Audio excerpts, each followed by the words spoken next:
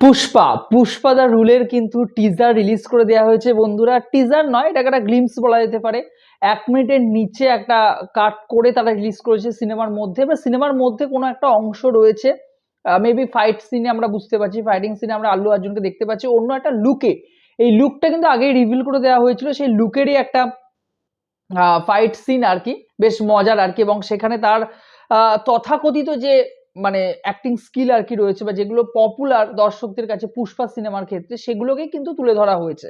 সেই মুভমেন্টগুলোকেই রাখা হয়েছে যাতে দর্শক অনেক বেশি করে বিষয়টার সাথে কানেক্ট করতে পারেন আর কি। পুষ্পা মানে যে ওয়ার্ল্ডটা তৈরি করেছিলেন আল্লু অর্জুন, সেই ওয়ার্ল্ডটার সাথে যাতে দর্শক কানেক্ট করতে পারে, ওই জন্য এখান থেকে একটা সিন নিয়ে দেওয়া হয়েছে। এবারে এটা রিলিজ করার কোনো কারণ ছিল না, এবার যেহেতু আল্লু অর্জুনের জন্মদিন, তারা চায় যে আল্লু অর্জুনের জন্মদিনে হোল ওয়ার্ল্ডকে একটা কিছু একটা তারা যেন দেয় আর কি, সেই জন্য এই ছোট্ট ক্লিপসটা রিলিজ করা হয়েছে। এটা না রিলিজ করলেও বড় কিছু ছিল না, রিলিজ করা হয়েছে, অবভিয়াসলি আমার মনে হয় দর্শকদের মধ্যে এক্সাইটমেন্ট ক্রিয়েট হবে।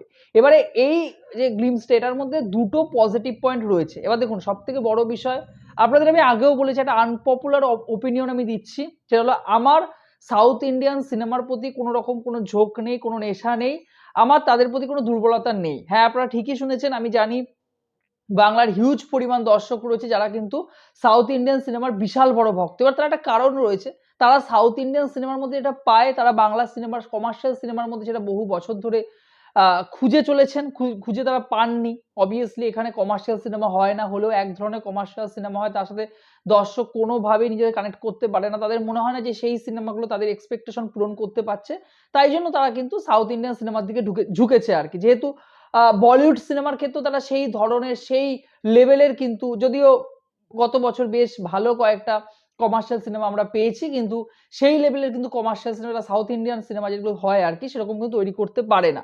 তাই জন্য বাংলার একটা বেশি বড় সংখ্যক একটা দর্শন অবভিয়াসলি বলা যেতেই পারে যে তারা কিন্তু সাউথ ইন্ডিয়ান সিনেমার ভক্ত। কিন্তু আমি সাউথ ইন্ডিয়ান সিনেমার ভক্ত নই, কারণ আমি যে জনারের সিনেমা দেখতে ভালোবাসি, যে ঘরানা সিনেমা দেখতে ভালোবাসি, সাউথ ইন্ডিয়ান ফিল্ম তারা ইন্ডাস্ট্রি তারা কিন্তু এই ধরনের সিনেমা তৈরি করেন না। যদিও সাউথ ইন্ডিয়ান সিনেমার মধ্যে থ্রিলার ঘরানার যে জনারটা রয়েছে, থ্রিলার ঘরানা বা মার্ডার মিস্ট্রি, এই ঘরানার বেশ কিছু সিনেমা কিন্তু সাউথ ইন্ডিয়ান ফিল্ম কিন্তু আমার প্রিয়।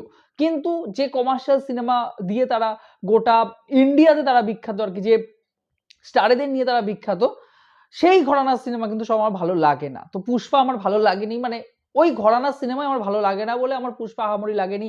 ট্রিপল আর আমাকে আনন্দ দিতে পারেনি, আমাকে কেজিএফ আনন্দ দিতে পারেনি, আমাকে বাহুবলী আনন্দ দিতে পারেনি। যাই হোক, আপনারা আমার সাথে রেগে যাবেন, যাক যাই হোক না কেন, তো আমি সিনেমা লাভার, আমি সব ধরনের সিনেমাই দেখতে পছন্দ করি, না ভালো লাগলেও আমি দেখি, কিন্তু আমি দর্শকদের পয়েন্ট অফ ভিউ থেকে কিন্তু বিচার করি। যেহেতু সালার আমার ভালো লেগেছিল, সালারের মধ্যে একটা গল্প ছিল, মাস মুভমেন্টের থেকেও সালারের মধ্যে বন্ডিং তৈরি হয়েছিল, সালারের মধ্যে একটা ভালো গল্প বিল্ড আপ করা হয়েছিল বলে সালার আমার ভালো লেগেছিল।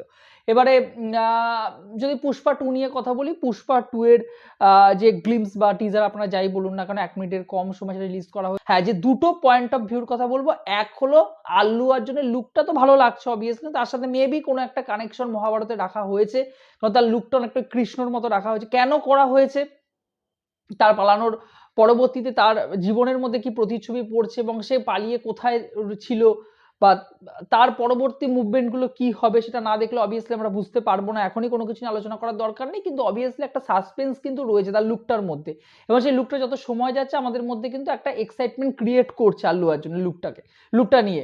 আর সেকেন্ড যেটা দেখে সব থেকে ভালো লাগলো সেটা হলো কান্তারা চ্যাপ্টার 1 এর ক্ষেত্রে ভালো লেগেছিল। সেটা হলো ওই কি বলে না, ওই বাংলা ভাষায় ডাব করা হচ্ছে আর কি, মানে 4টে ভাষা, সাউথ ইন্ডিয়ান 4টে ভাষা রিলিজ করা হবে, তার সাথে হিন্দি ভাষা তো অবভিয়াসলি থাকবে, এবং এবছর বাংলা ভাষা রিলিজ করা হচ্ছে। এবার এখানে একটা প্রশ্ন রয়েছে, বাংলার যারা দর্শক আর কি, বাংলার দর্শক কতটা বাংলা ডাব ভার্সন দেখতে যাবে, তারা তো হাসাহাসি করেন বাংলা ডাব ভার্সনে পুরো সাউথ ইন্ডিয়ান সিনেমা বা হিন্দি সিনেমা রিলিজ করলে। তো আমার মনে হয় দেখতে যাওয়া উচিত, তাহলে আরো বেশি পরিমাণে সিনেমা বাংলায় ডাব ভার্সন রিলিজ করা হবে। এবং হিন্দি সিনেমার ক্ষেত্রে, হিন্দি সিনেমা তারা কিন্তু বাংলায় ডাব ভার্সন রিলিজ করেন না, তারা কিন্তু সাউথ ইন্ডিয়াতে কিন্তু তারা ডাব করে বিক্রি করেন সিনেমাগুলোকে। যেহেতু সাউথ ইন্ডিয়ান আপনারা জানেন যে তারা কিন্তু নিজের ল্যাঙ্গুয়েজ ছাড়া অন্য ল্যাঙ্গুয়েজ বা হিন্দি ল্যাঙ্গুয়েজ তারা কিন্তু পছন্দ করেন না, সেই হিসাবে কথা বলতে পছন্দ করেন না। তো সেক্ষেত্রে আমার মনে হয় যে হিন্দি ইন্ডাস্ট্রির ক্ষেত্রে একটা মেসেজ যাবে যে বাংলা ভার্সনে কিন্তু ডাব রিলিজ করা উচিত। যাই হোক না কেন, এটা একটা ভালো বিষয়, অবভিয়াসলি আমি এটা দেখে খুব খুশি হয়েছি বাংলা ভাষাতেও আসছে।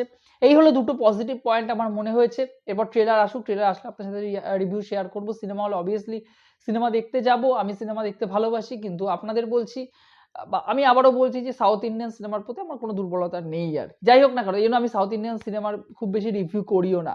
আপনারা জানাবেন পুষ্পা 2 এর গ্লিম্পস বলুন বা টিজার বলুন আপনাদের কেমন লেগেছে? ভিডিওটি ভালো লেগে থাকলে আপনি যদি তার সাথে সহমত হন, অবশ্যই ভিডিওটিকে একটি লাইক করে চ্যানেলটিকে সাবস্ক্রাইব করে দেবেন। বন্ধুরা ভালো থাকবেন সবাই, সুস্থ থাকবেন। জয় হিন্দ।